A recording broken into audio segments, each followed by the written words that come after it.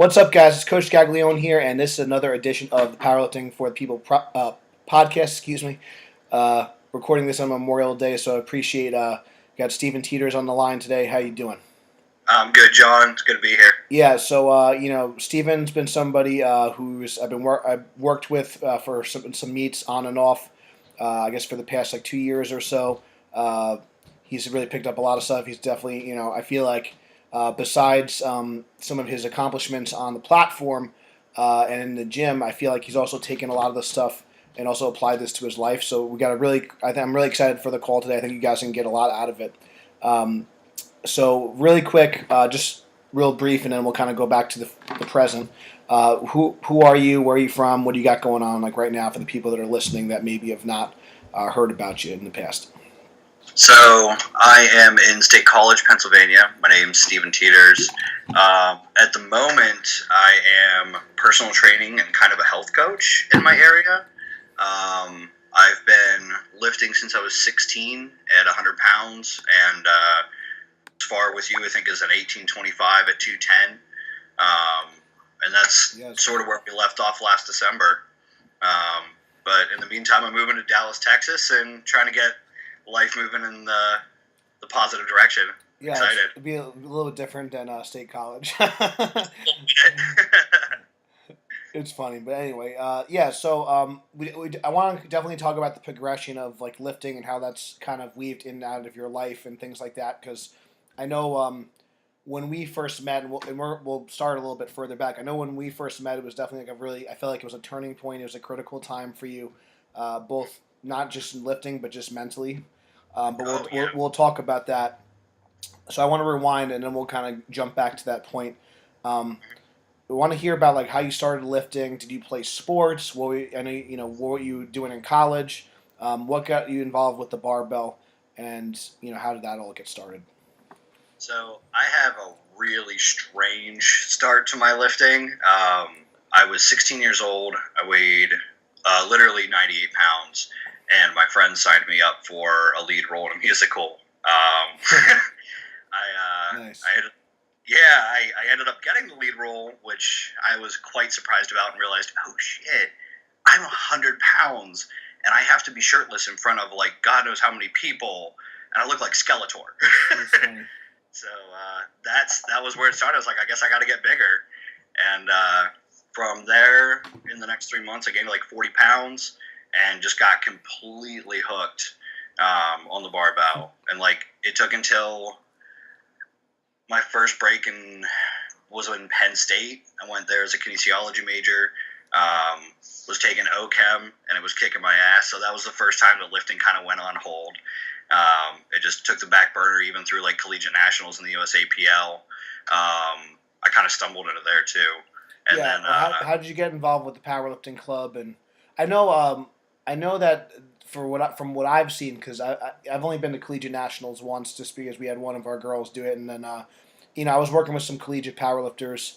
I don't work with as many collegiate powerlifters in the USAPL anymore, but I did get to see. I thought that was a cool event, and I know like the raw side is still kind of like a newer thing. Yeah. What was it like with the Powerlifting Club, and then how did you kind of get involved with that?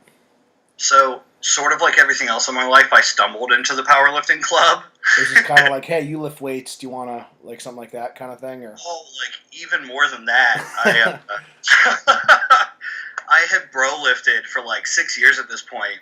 I saw there was a powerlifting event on Penn State's campus, and it was in like 10 days. And I was like, oh, man, I missed the sign up, whatever. So I was going to go club roller hockey. I was like, screw it, why not? And then I'm sitting in sports psychology class, and the chick in front of me overhears me talking about how I'm going to go for roller hockey instead of powerlifting. She goes, wait, you lift? I'm like, yeah. She goes, well, I can get you in. I'm one of the executives for the team. Yeah, she's like, I'll get you in. I was like, screw it, yeah. That's so funny. Yeah. Just as a quick side note, because I know we kind of glanced over the musical role thing. Yeah. For whatever reason, there was like this meme going around. It was like, I don't know if you remember this whole time, like when it's like Hugh Jackman does like powerlifting for, So the one of the sites like misreported like he did like 1,000 pound like gym total, but it was the headline was like Hugh Jackman like deadlifts 1,000 or something like, my and of God. course all the people on like the internet like the powerlifters, some of them like got like legit like mad, like he doesn't pull a grand, Of course. and it's like God Of course forbid, the President got mad. and it's actually like a good, but that was like the first thing like I thought of course, so it's completely like I just had to like throw that in there because it was just so funny. You see like Hugh Jackman, he pulled like me he was pulling like force. Place to go. But anyway, I just had to like throw that in because I knew like you'd like think it was hysterical. But That's wonderful. all right, so you step in, so you just get roped into this powerlifting meet. Did you compete like within 10 days, or what happened with that, or like what did you? That was on Tuesday that I talked to her. I competed on Saturday. That's the way I to did do my it. last lift on Thursday. Nice. There you go. Yeah. Talk about. So you had a great peaking cycle, obviously. Oh yeah, it was just fantastic. all the situation. It was totally perfect. You had this perfect taper, perfect peak. Yep, it was wonderful. So did you have fun at the meet? Like, was it a little overwhelming, or like what happened? So with that. No, I just honestly went in because, I mean, I had gotten signed up for sure on Thursday and I competed on Saturday. So I was just like, well, yeah, you didn't really overthink it. So I think that's really cool, and I think my first meet, and so it was probably similar age. You're probably like 18, 19. My first meet was 18. I couldn't tell you like how I prepared for it. Like I honestly don't. I probably did some sort of linear progression or whatever. I didn't have some elaborate plan. I just kind of like went there and I did it. And even like I really didn't have like, I mean, we had a couple of people. My old wrestling coach was a powerlifter, so I remember he did it. But I don't even remember. I think I was like putting my own numbers in. I remember missing a lot of lifts. I think I remember like I learned how to pause that day. That is awesome. Which is it's just funny because now how I am, but like I think sometimes people are like worried about this perfect storm of events and they want it. There's nothing wrong with just like going in and trying it. Now, I think that maybe if we were working with somebody today, we'd probably want a little bit more. Maybe you go see a meet, maybe you learn the rules a little bit, maybe you train for a couple of weeks, but you don't necessarily have to train for 6 months. You could get ready let's say you've been doing the lifts in some capacity and you're healthy. There's nothing wrong with like kind of just jumping in, doing a practice meet, and just getting your feet wet. And it's actually like learning if you like it instead of investing all this time, energy, and effort into like something. One of the things that we do, we host a couple of smaller meets throughout the year. The next one that we're doing is actually even unsanctioned. We're not worried about like. We're just trying to like get more people involved in the sport. We're not worried about like having this, just giving people an opportunity to have like a low pressure environment, to have fun, learn the lifts, lift in front of judges, and then they can kind of progress if they want to do something a little more serious or not. But I know I think that you did end up hitting some pretty good lifts in college. So I didn't mean to cut you off, but so tell me how the first meet went, and then what was like the collegiate what was the collegiate like competing like for you? The collegiate career was very strange for me. I hit a 1280 in my first meet at like 170 something. I squatted high bar in wrestling shoes, Nice. like a Vallejo belt. I missed a 300 bench because it was also the first day I had paused ever. And I pulled 550 conventional all back, like. Yeah. That's so pretty good considering. I mean, so you definitely had some. Yeah. You definitely had some strength. I know, especially for like not really knowing the rules or anything. And then, did you ever? I think just for people watching, I know at the time, it was more single ply, right? So. That was raw. Okay, so was that when did they have a raw category at nationals, or was that like? They did not yet. Okay, so that's what I was kind of getting at. But I'm sure there was probably some people that just lifted raw anyway. But I was just curious. But yeah. Yeah, like my first one, I actually did compete at nationals, equipped, but I had only been in it like twice. You just kind of like it's like here's a bench shirt, here's a squat suit or whatever, and yeah. Yep. Like I lost pounds with a bench shirt. Like I did not know how to use that thing. Some people don't realize that there is that skill component and that could I did not have it. But then the next year, I I really just decided that I wasn't happy with like taking so many credits in college of such difficult courses, and so I lightened. I still had 18 credits that semester, but they were much easier classes, and I just went as hard as I could for like the Arnold and Raw Nationals, and I mean it's nothing now, but at the time I hit like a 14:15 to qualify for the Arnold. Went and competed there in March, and then won nationals 4 weeks after, equipped. So like I really turned the pedal on whenever I had time to. Cool. Yeah. So it was like collegiate nationals is the coolest powerlifting meet you can go to. Period. Yeah, I thought it was really cool. Was it still? Did they do it? Was it always in San Antonio, or was it? No, it moved each year. Okay. So we were Killeen, Texas, my first year. Raw Nationals was in Orlando, and it was okay. And then, it was in Orlando for collegiates that year too. And Orlando was an absolute blast. Cool. Yeah, I think it's important. I think it's important to have fun, and that's really good. So you kind of like found yourself into this sport. So now, obviously there's a little bit of gap between you finishing up college. I know that I don't want to speak for you. You can kind of tell me like what happened in between. But I know you had some injuries and some setbacks and stuff. I know you got this. I know at the second year of the U.S. Open, that was when everything, all the prize money started to really come in and stuff. It was like invite only. So I know that you got your invitation for that based on like your past performances. You started to hit some really good raw totals, but I know like when you got an invitation, you weren't really like in a good place. So can you talk to us about like what happened like in that interim, and then like what kind of made you kind of reach out to get some coaching and kind of things like that? So my goal, whenever they announced about like what the U.S. Open was going to be in the second year, it was I'm going to qualify. Like it wasn't I'm going to go to win it. It was just you know what I should be there. Yeah. And that conviction led me to get like it was like only an 1800 I think at 198, and I did it in sleeves at the time in June of that year. Still a great total, and I know there's a lot of sometimes when like people say so just to put things in perspective, I think I might have mentioned this to you. Like one of the guys that I worked with, and he's one of like our first kind of homegrown success stories, Mark Greenstein, who he's a papa now, but he had an 1825 maybe 4 or 5 years ago, and at the time that was fifth all time, and he might still be top 20, maybe. It's really just the level of competition is it's so just to kind of put things in perspective how people were not hitting that raw, and obviously you can kind of argue like because it wasn't a raw category at a certain point and yada yada yada. Still very elite number, and still a great number to this day. So you hit that great total, and then what happened after that?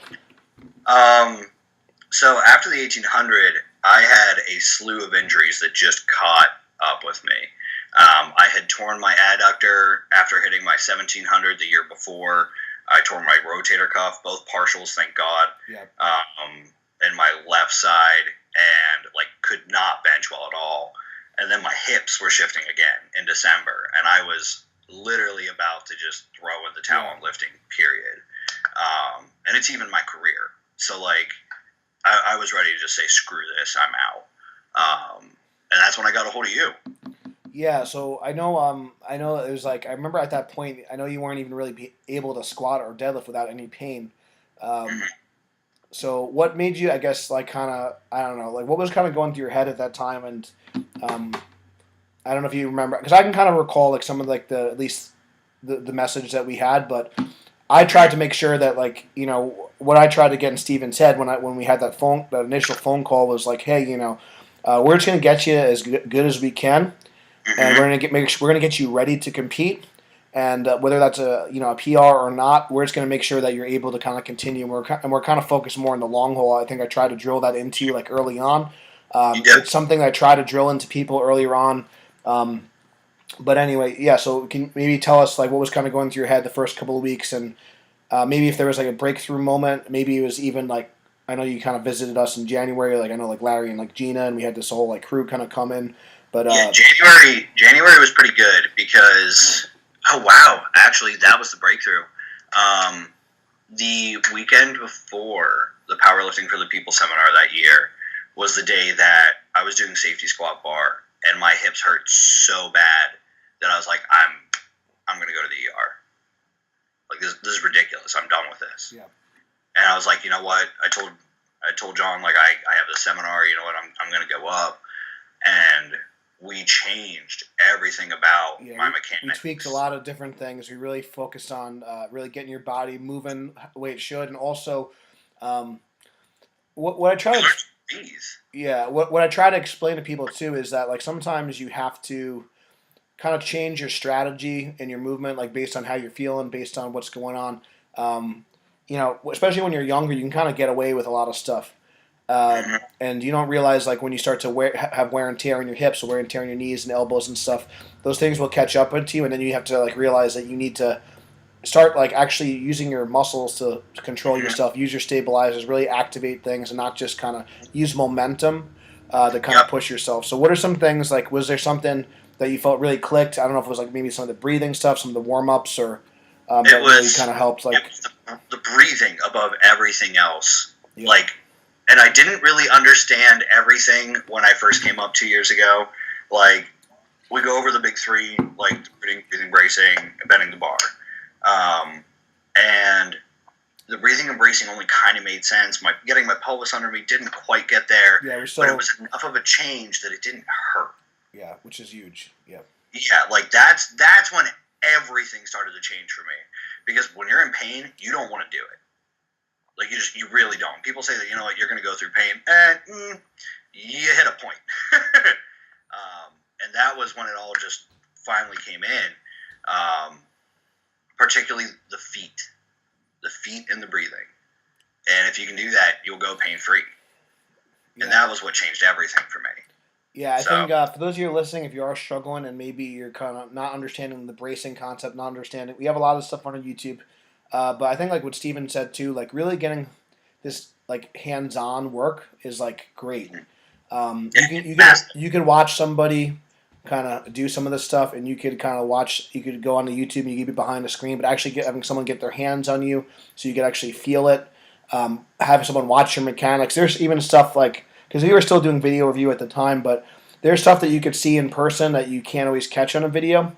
And especially when you're dealing with nagging injuries and things like that. Things like we talked about the hip shifts and things like that. But if we could really like start with that good foundation, really rooting the feet into the floor, twisting the floor apart, getting that pelvis. We talked about getting that pelvis stacked over your rib cage. That's such important stuff. And a lot of times you have these little spinal deviations over time that you don't even really see, or these little pelvic shifts that you don't even really see until you really get up close to that person. And when you're someone like Steven, who is Steven's like getting, he's might be doing working sets in the 500-600 range, and his top sets may be like over 700 pounds, whether it be straight weight or with chains or whatever the case may be. And those little shifts can make a huge difference when you're using that kind of load. When you're doing like a 135 squat or something, it's like you have there's more leeway. There's less detrimental effects that could happen. There's less kind of risk involved there. So I think that's really cool. And that's one thing I know. Like you actually reminded me because I have to. We definitely are going to keep doing those summits and seminars. We're going to do the big seminar, in January every year, and then like a smaller one probably. It'll probably be because it's a little late now. It's probably the next one will be in August. Yeah, I think those are big, and I think we've definitely been able to help a lot of people. I don't. Anything else that you wanted to comment about like that weekend or like. Because I know, and you also helped out at this past year's, which was great, and we appreciate it. I think that was a great turnout as well. But anything else that you want to kind of comment about that, or some things that you learned or takeaways that people can kind of take home with that are listening? Yeah, there's two in particular, and I've applied it to my clients over here in State College. It doesn't have to hurt. Yeah, that's yeah. And it sounds like duh, but like it's not like duh. If you're you hear the pain equals or no pain no gain. Yeah, it's such a stupid thing. Yeah. Yeah, like that's absolute load of crap. You do not have to hurt. Yeah. It should actually feel pretty good. Um, you know what? Actually, that's the only one that matters. And That's from yeah. I having mean, on that the scale, like that's it. It doesn't have if to you hurt. get nothing else, I remember. I don't know if you know if you're familiar too much with Marty Gallagher, who's he worked with like Eddie Cohen and Oh yeah. other guys, but so he's very basic. Anyway, he's got great stuff, and he does a lot of stuff with my buddy Zach Evanesh sometimes with podcasts and things. And I remember I forget who he was rephrasing a quote, but basically he's like, there's a quote like uh, when the going gets tough, he's like the tough like stop or something. Like he said, like he like Yeah. kind of changed it. Like he's like they like know like when the really good guys actually know like when to stop and like say like, Yeah. hey, I'm gonna like hang it up today, and that doesn't mean like you're a wuss. It's like you just are being No. you're being strategic about it. And there's a time like on game day, maybe it's your third pull Mm-hmm. of the meet. If something that maybe is the one you're gonna like maybe roll the dice a little bit, but even then there's always another meet Yeah. for the Like most part. So well, and I don't know how many other people do this as their job. So like, I tell yeah, people, you yeah, have work to go to. yeah, Do you really want to do a factory job with a torn hamstring? no, no, Exactly. When is it worth it? Like, push yourself, but if you're being stupid, yeah, don't be stupid. yeah. I think that in one of the things I thought you do a good job sometimes. Maybe it may affect you in other areas of your life of being like really super like laid back, being pretty carefree in a lot of things. But I do know when like there I do know that you do have a switch and like you are able to turn that switch on like when you need to. That's something that I've been trying to do a better job of myself is being able to like kind of turn it on and off. Yeah. As you've kind of do you have any advice for people like as far as I don't know like with recovery and things like that and just being able to like maybe stress management type stuff that's kind of helped you kind of Oh because I man. know you've been like kind of and we can kind of get into some of the personal growth also in a little bit but just like while we're still on like the side of recovery and things like that. So there's a couple things, and I've been doing a few weirder things recently. Um, Deep breathing early in the morning when you wake up, Great. really really helpful, just to kind of quiet everything. A That, lot of visualization before lifts. Like if you want to be at the gym and you want something mentally, just visualize yourself. If it's a PR day, hit it 900 times before you hit it once. Like, and then that one time is going to feel like all 900 of those yeah. put right there. And like if you're wanting to look for something a little less self working on, I've actually been using CBD oil. Very, very helpful for anxiety and things like that. So if you are looking for a little lazier way, I anecdotally do you do that before bed or just when you have a certain time for it or um I'm just kind of curious. so because my schedule is so erratic, it's at different times of the day. It's never first thing in the morning. It's usually when I come home from work. So usually later in the day. Yes.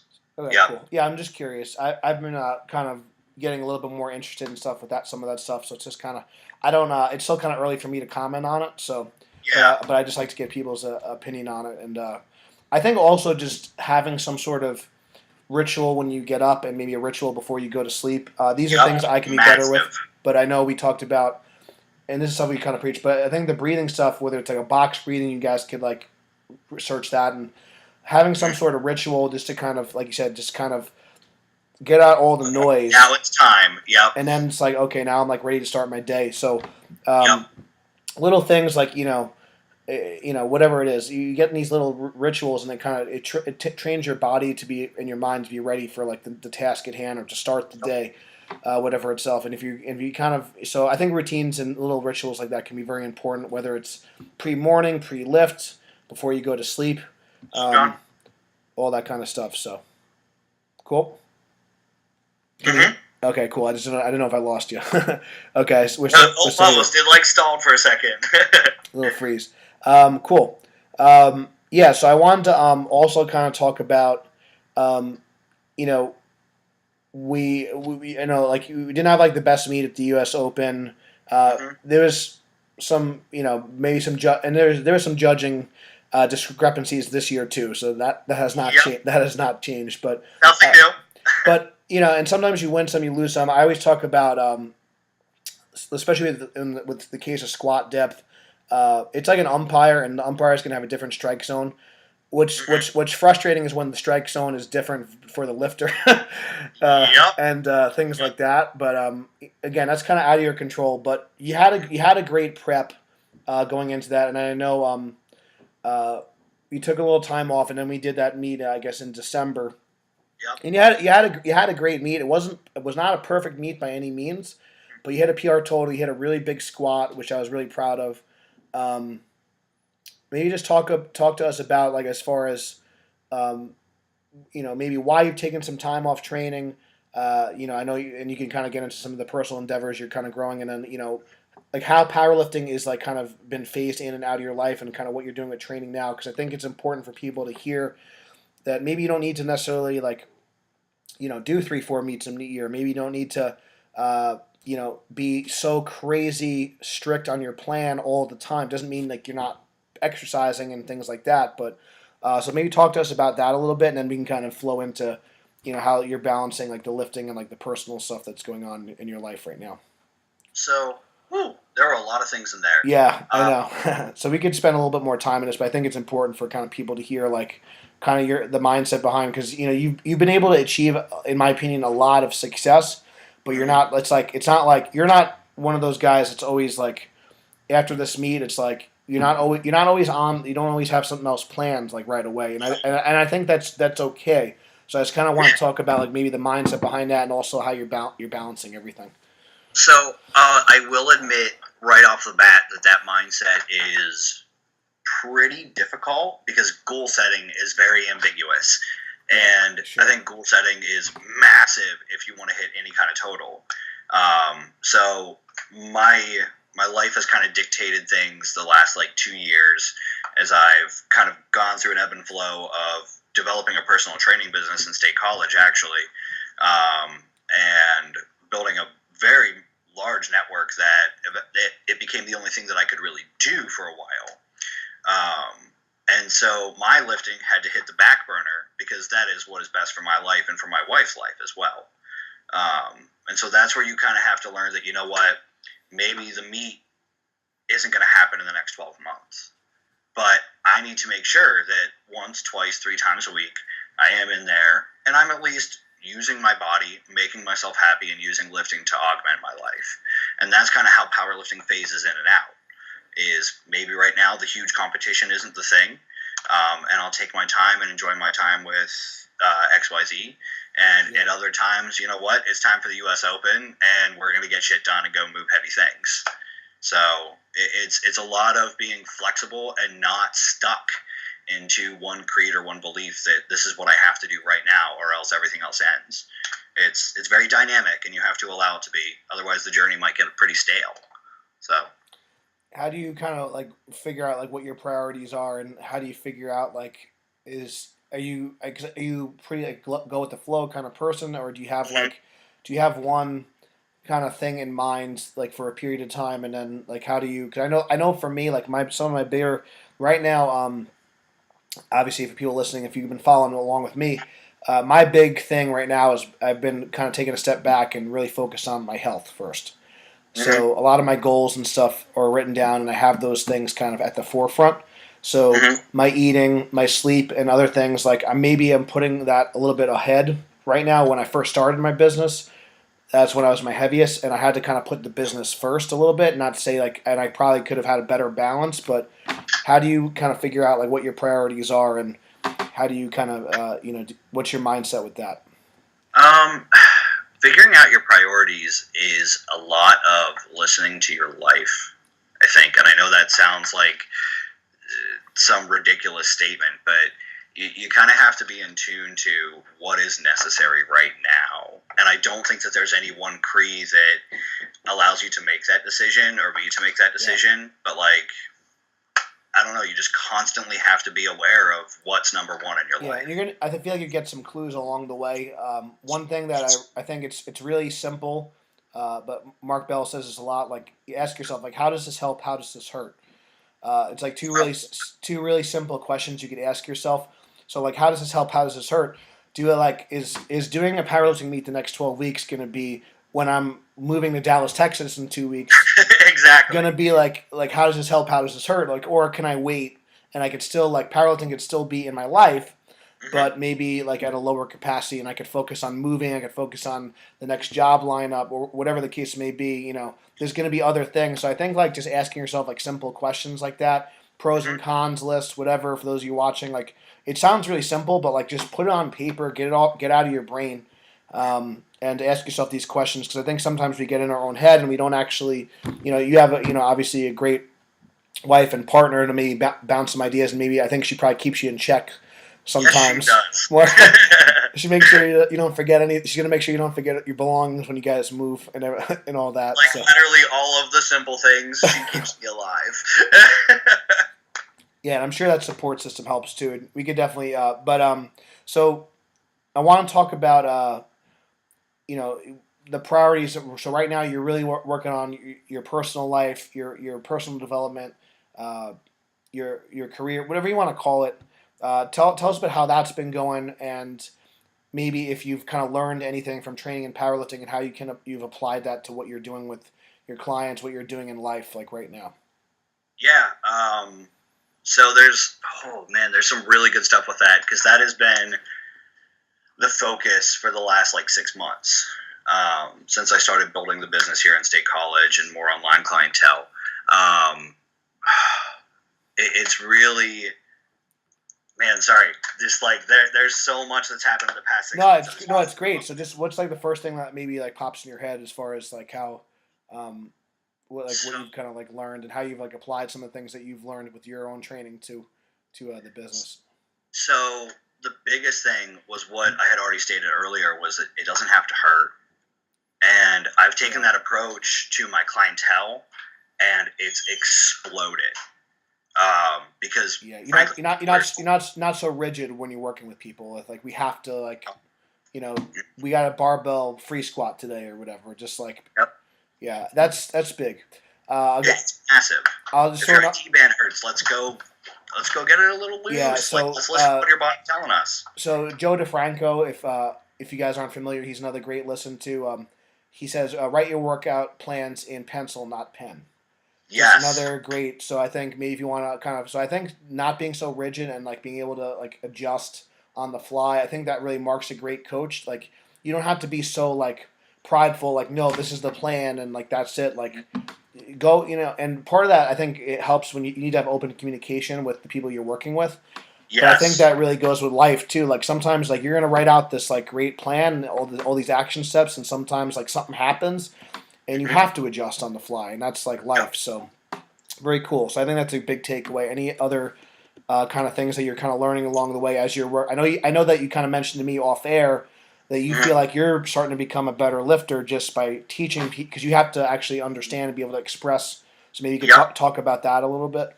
It's really cool. So I've been coaching almost exclusively for the past 6 months at my gym, and I've barely been lifting, maybe twice a week, 3 times a week, 30, 40, 50 minutes. And I'm still pulling the same weights that I was before, even easier, less pain. Yeah, it's great.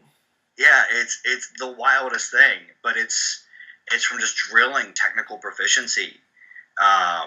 And it's really cool to see that, you know what, you're not even training like you once were and like these elite guys are, but you can still get better at 3 times a week for an hour. You get it's a Pareto principle, like you're getting 80% of the results from like 20% of the work, Mm-hmm. but it's really like dialed in. So I'm sure Yes. like that 30-40 minutes is very, it's a lot of it's intense. It's your intent of like what you do in that time. So yeah, it has purpose. Very much purpose. That's the best word to use for it. Just everything that you're doing, there is a purpose for that 30 to 40 minutes. You can get a lot in. I think it forces you to eliminate like what you don't need to do too. Like I have to like get these one or two movements in. One of my best raw meets, I think it was like an 8-week cycle I did, and I think I maybe did like 2 movements per workout. And I had enough of an off season where I was able to kind of carry that through, and I had a great meet. I kind of cut out like the fluff, and I just did my meat and potatoes. I just hit like a main lift and like a supplemental lift, and it's probably like a 45-minute workout. But Yep. Because that's what I had time for. So I think that's like great for people that maybe are starting a business, maybe they're a family man. Mm-hmm.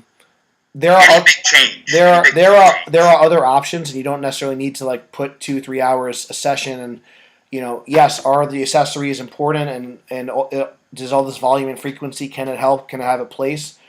But you have to ask yourself again: how does this help? How does this hurt? Like, is this gonna do you have a baby at home that you got to get to? Do you have a dog you got to feed, or whatever the case may Exactly. be? Or are there so I think these are all like great questions and stuff. Anything else on like that front that you want to kind of share with like with how the business is growing, or like what you're learning working with people?